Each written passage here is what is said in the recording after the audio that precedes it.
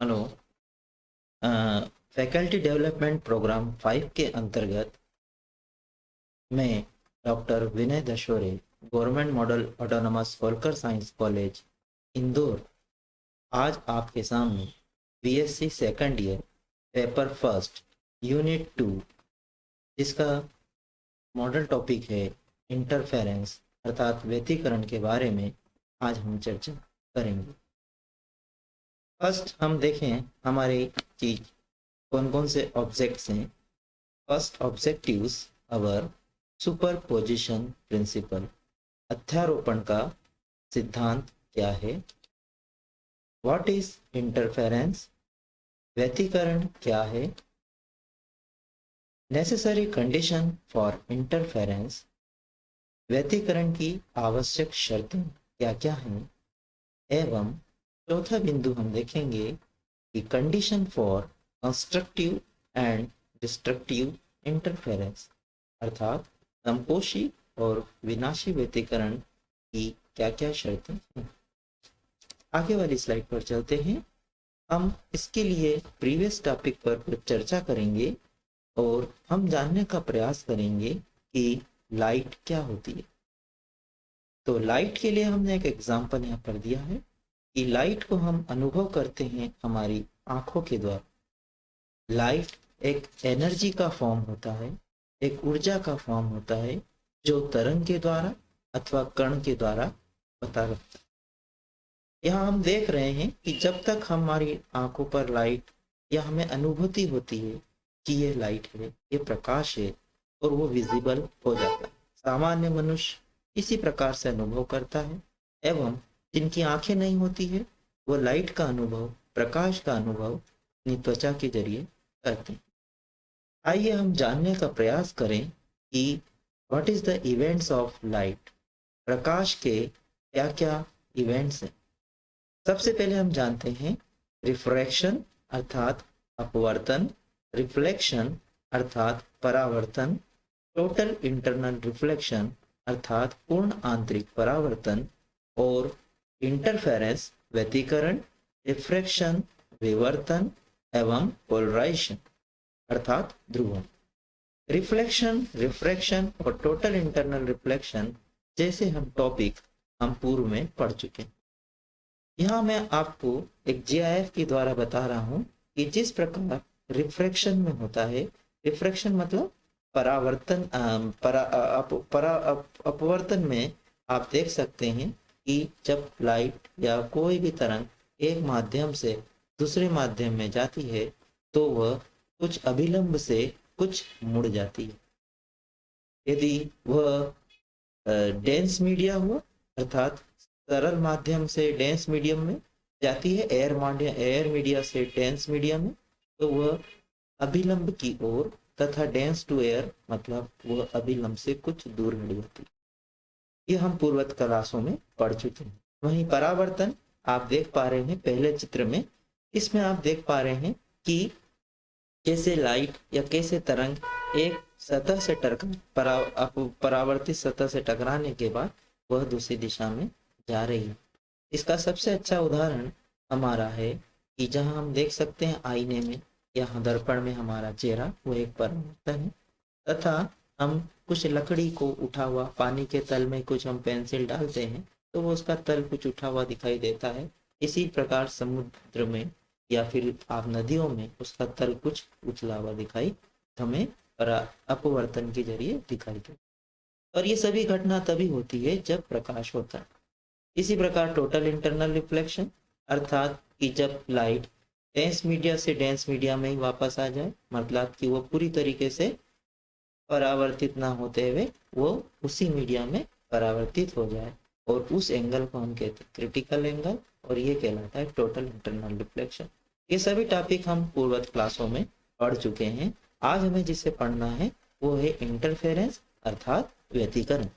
तो व्यतिकरण के लिए हम सबसे पहले हमारा एक प्रिंसिपल है जिसको वो हम देख रहे हैं सुपरपोजिशन प्रिंसिपल। सुपरपोजिशन प्रिंसिपल को या अध्यारोपण के प्रमेय को हम इस प्रकार समझ सकते हैं कि आप देख रहे हैं कि इस चित्र में कि दो वेव्स आपको दिखाई दे रही है। दोनों वेव्स एक ही दिशा में ट्रेवल हो रही है, पहले चित्र में आप देख पा रहे हैं, पर दोनों के एम्पलीट्यूड यहाँ पर अपोजिट है और इसका जो रिजल्टेंट है वो हमें मिल रहा है एक सीधी लाइन। जबकि हम दूसरी ओर देख रहे हैं कि दोनों ओर सेम वेव्स एक ही डायरेक्शन में चल रही है, इसका लगभग एम्पलीट्यूड समान है, तो यहाँ हम देख रहे हैं कि इसका एम्पलीट्यूड कुछ बढ़ गया है।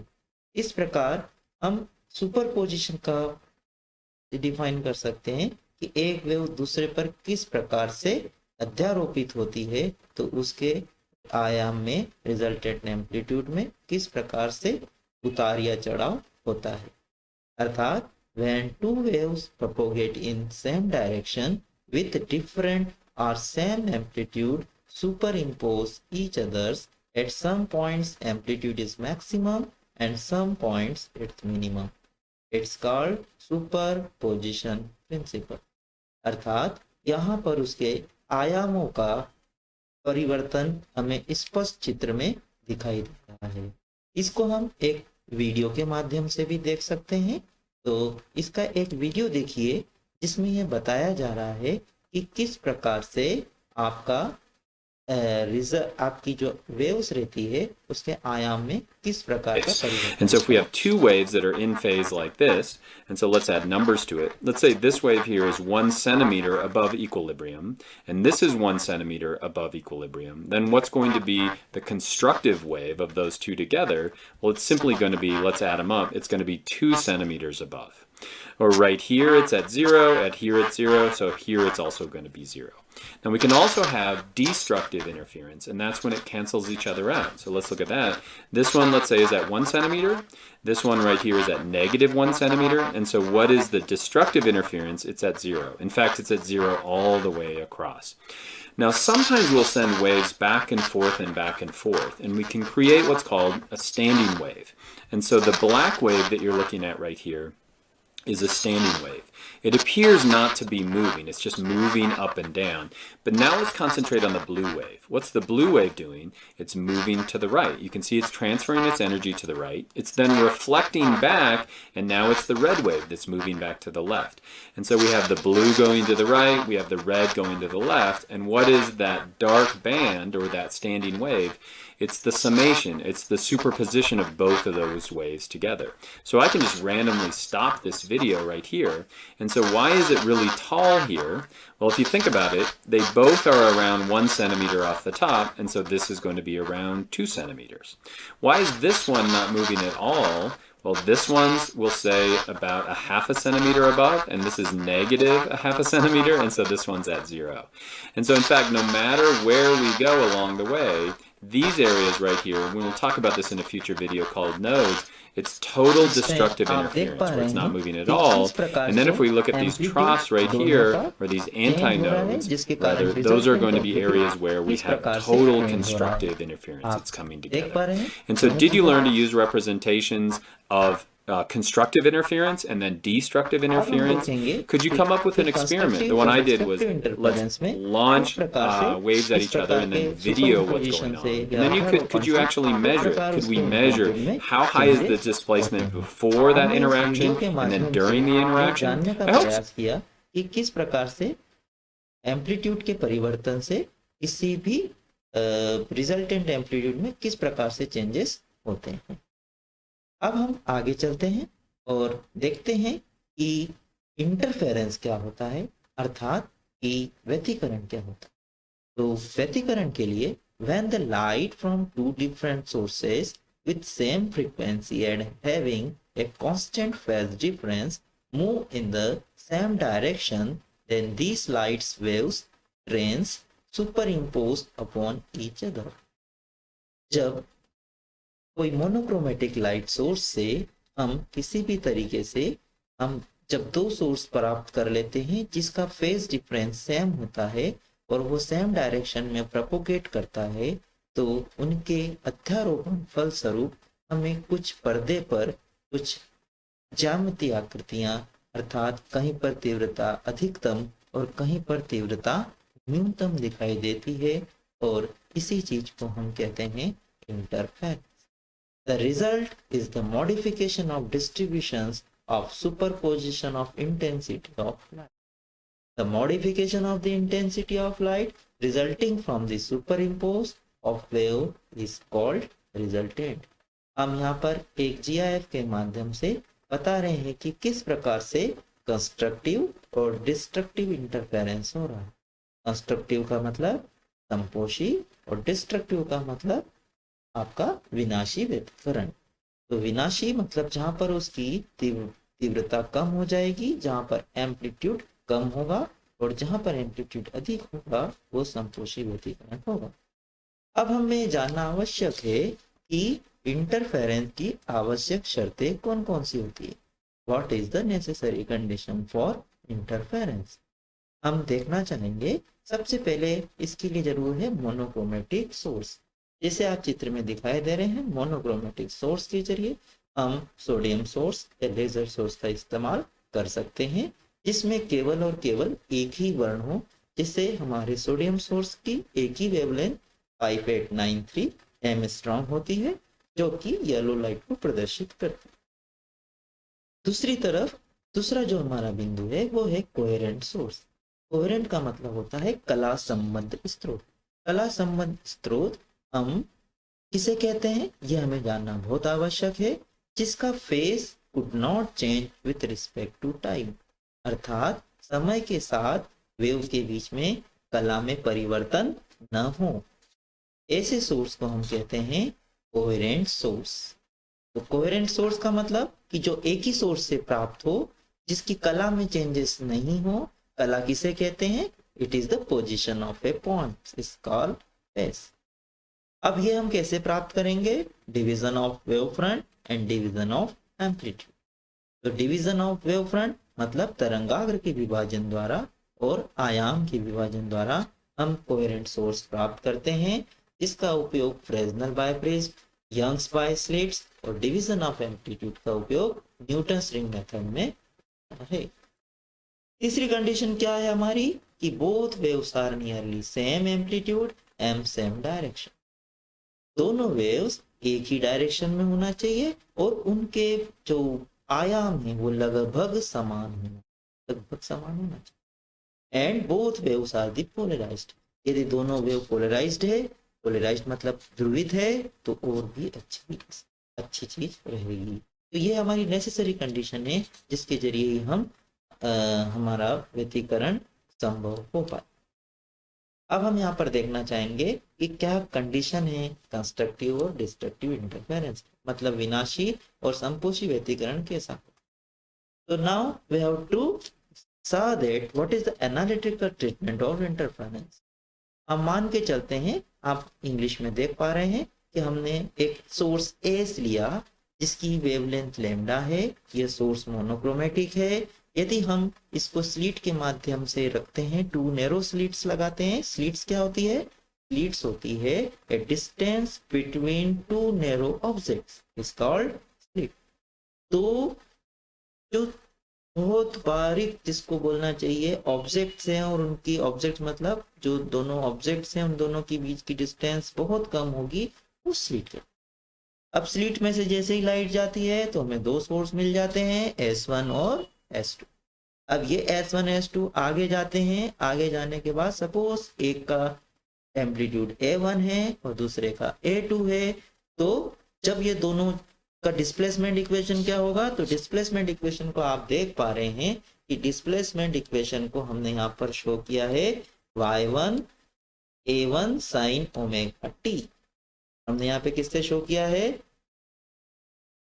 y1 is equal to a1 sin omega t। एक बार आप पुनः देखें, पुरानी साइट पर अपन वापस चलते हैं। देखिए y1 is equal to a1 sin omega t। यहाँ पर ओमेगा क्या है? Omega is the phase difference. Omega is the phase. Suppose omega is the frequency of the wave. Omega क्या है यहाँ पर? उसकी frequency.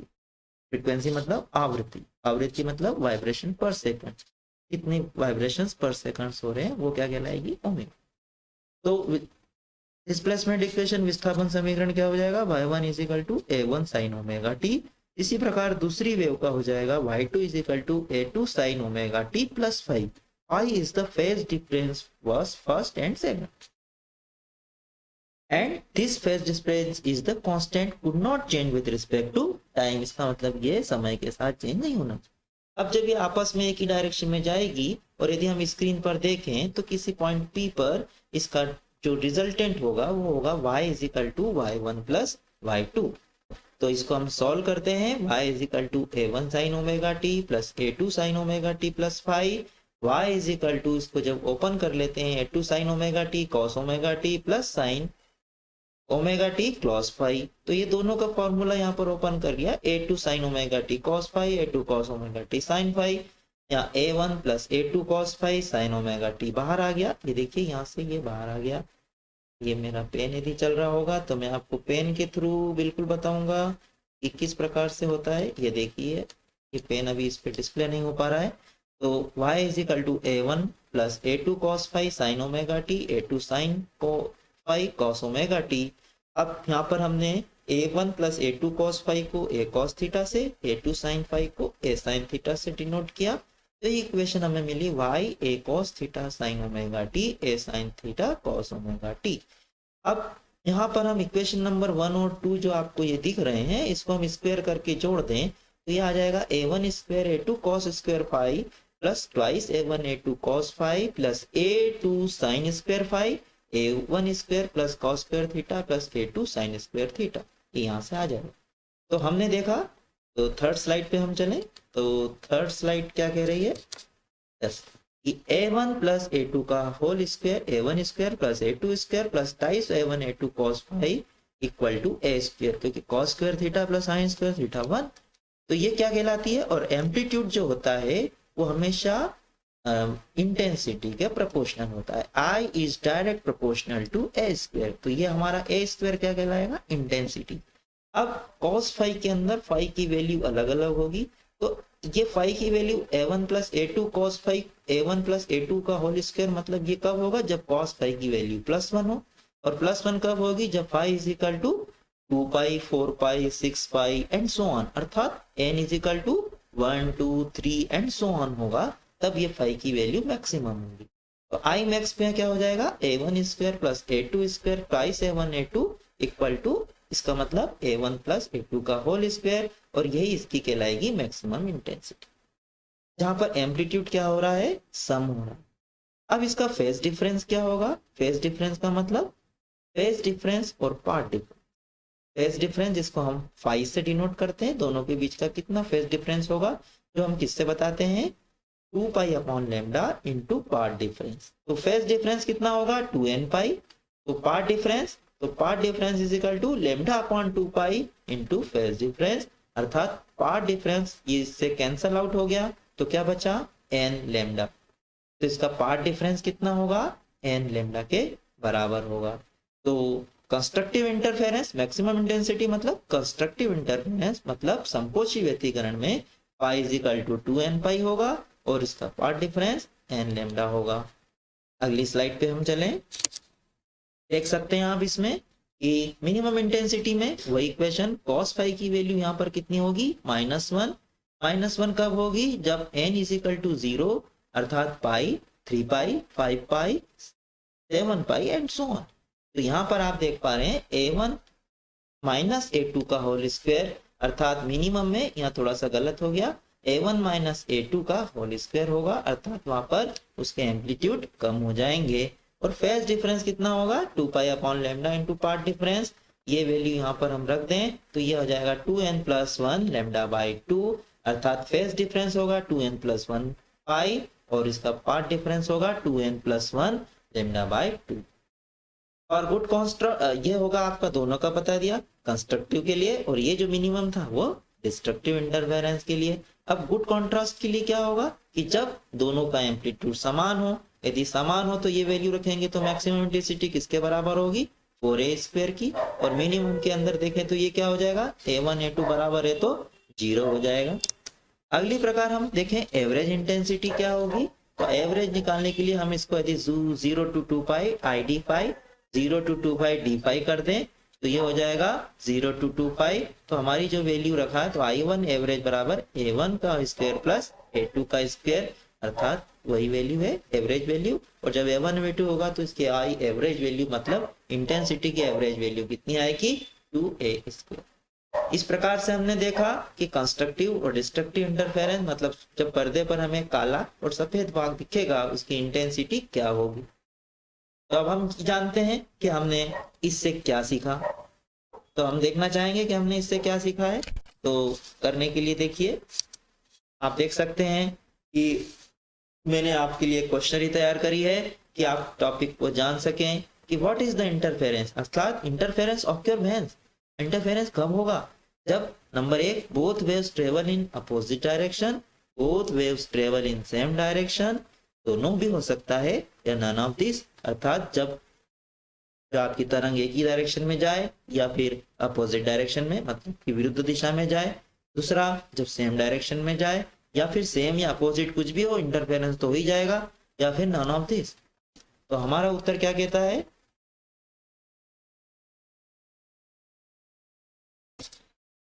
तो देखिए हमारा उत्तर आया कि both waves travels in same direction, और बी आंसर सही, आपका भी आंसर सही है। अगला देखें, तो ये हमने आज थोड़ा सा पढ़ने का किया है, और इसके लिए हमने कहाँ से किताबें, इसके लिए हमने ऑप्टिक्स घटक लोकनाथन देखा, कुछ हमने आपके लिए जो जानकारी निकाली वो giffy.com से निकाली, गिफर से निकाली, कुछ हमने आपकी जो टेक्स्ट बुक आरपी गर्ल से देखी। और इस प्रकार हमने क्या क्या जानने का प्रयास किया, हमने ये जानने का प्रयास किया इस पूरे लेसन में कि इंटरफेरेंस क्या होता है, लाइट क्या होता है, इवेंट्स ऑफ लाइट्स क्या होते हैं, उसके साथ साथ हमने ये भी जानने का प्रयास किया कि कंस्ट्रक्टिव इंटरफेरेंस क्या होता है, इंटरफेरेंस कंस्ट्रक्टिव और डिस्ट्रक्टिव इंटरफेरेंस, कब एम्पलीट्यूड कैसे उसमें ज्यादा होते हैं और कैसे एम्पलीट्यूड किस कंडीशन पर कम होता है, कब पार्ट डिफरेंस, जैसे आपने देखा पार्ट डिफरेंस कितना था n लैम्डा, तब कंस्ट्रक्टिव इंटरफेरेंस था, जब 2n+1 λ/2 हो गया तब डिस्ट्रक्टिव इंटरफेरेंस हो गया। तो इसका एक बहुत महत्व है हमारे इंटरफेरेंस में। तो इस लेसन से हमने 4 चीज देखी, और ये भी देखा कि हम किस प्रकार से कोहेरेंट सोर्स प्राप्त करते हैं, division amplitude, division of amplitude मतलब आयाम का विभाजन क्या होता है, ये हम अगले लेसन में पढ़ेंगे कि आयाम का विभाजन क्या होता है और तरंग का विभाजन क्या होता है। इस पूरे लेक्चर को तैयार करने के लिए मुझे सहयोग दिया, पहला हमारे thankful to Chandrashekhar Walanbe ji, commissioner higher education के भी हम बहुत बहुत आभारी हैं। और सेकंड हम आभारी हैं पूरी टीम का, टेक्निकल टीम जिसके अंदर सभी हैं, प्रज्ञेश कुमार अग्रवाल जी का मैं पहले नाम लेना चाहूंगा जिन्होंने हमें संपूर्ण सहयोग दिया इस FDP के जरिए, ताकि हम ये इतना अच्छा प्रयास करके ये बना पाए। इसके लिए मैं नाम लेना चाहूंगा doctor Ajay Bhardwaj ji, Shweta Shrivastava ji, Ram Milan Singh ji, Shweta Hardia Shrivastava sir, Arvind Sharma ji, Priyanka Onkar madam, doctor Arvind Patel, doctor Meenakshi Rathi, doctor Prajat Tiwari ji, Manish Dubey ji, doctor Rakesh Shrivastava ji, Seema Hardikar madam, doctor Bhagwat Singh Pal, doctor Anil Rajput, doctor Sagar Sen, doctor Amit Jain, doctor Anjul Hundat sir and SK Vijay sir for improvement knowledge and introduce a new technology in teaching। और आज की पूरी जो FTP जिसने अरेंज करी, ऑर्गेनाइज करी, a beautiful sessions को conducting किया, and Deepa Singh madam and Dilip Gupta sir को भी बहुत बहुत आभार इसका। और author is also thankful to government model autonomous Holkar science college Indore, जिसके तहत मैं आपके सामने प्रस्तुत। और आज के लेसन के बाद जय श्री कृष्ण, आपको बहुत बहुत धन्यवाद।